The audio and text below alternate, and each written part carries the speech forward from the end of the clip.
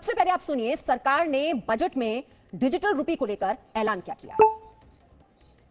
Introduction of a central bank digital currency will give a big boost to digital economy. Digital currency will also lead to a more efficient and cheaper currency management system.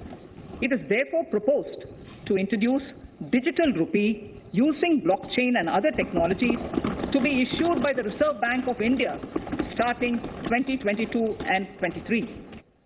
तो digital currency, सबसे पहले आपको यह जानना जरूरी है कि यह डिजिटल करेंसी सरकार ला क्यों रही है। एक तो वर्चुअल करेंसी और एसेट इन्वेस्टमेंट की इकोनॉमी इतनी अधिक बढ़ती जा रही है कि उसमें पिछड़ना ठीक नहीं है। ऊपर से अगर इसके फायदे अगर हम देखें तो डिजिटल करेंसी की हैंडलिंग कागज के नोट के मुकाबले कम खर्चीली है। ऊपर से इससे ट्रांजैक्शन में तेजी आएगी। इस करेंसी का इस्तेमाल करने के लिए बैंक खाते की अनिवार्यता नहीं होगी। सरकार के लिए निगरानी करना भी आसान होगा कि करेंसी का लेन देन कौन, कहां और कितना कर रहा है। बाजार में रुपए की लिक्विडिटी मैनेज करना भी आरबीआई के लिए आसान होगा क्योंकि तेजी से उसे कंट्रोल किया जा सकेगा। और सबसे ज्यादा सुविधा आम लोगों को होगी जिन्हें नोट लेकर चलने की जरूरत नहीं पड़ेगी। तो भारत का रिजर्व बैंक अपनी डिजिटल करेंसी तो लाएगा, लेकिन अभी जिन वर्चुअल करेंसी या एसेट में भारतीय निवेश कर रहे हैं उस निवेश पर भी सरकार ने टैक्स लगाया है।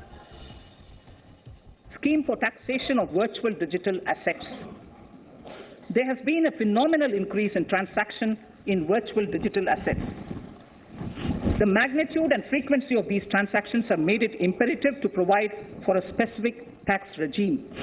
Accordingly, for the taxation of virtual digital assets, I propose to provide that any income from transfer of any virtual digital asset shall be taxed at the rate of 30%, 30%.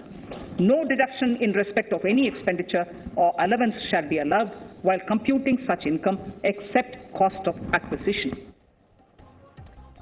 तो सरकार ने आज दो बड़े ऐलान किए हैं। एक तो ये कि भारत की अपनी डिजिटल करेंसी होगी और दूसरा ये कि वर्चुअल एसेट इन्वेस्टमेंट पर टैक्स लगेगा।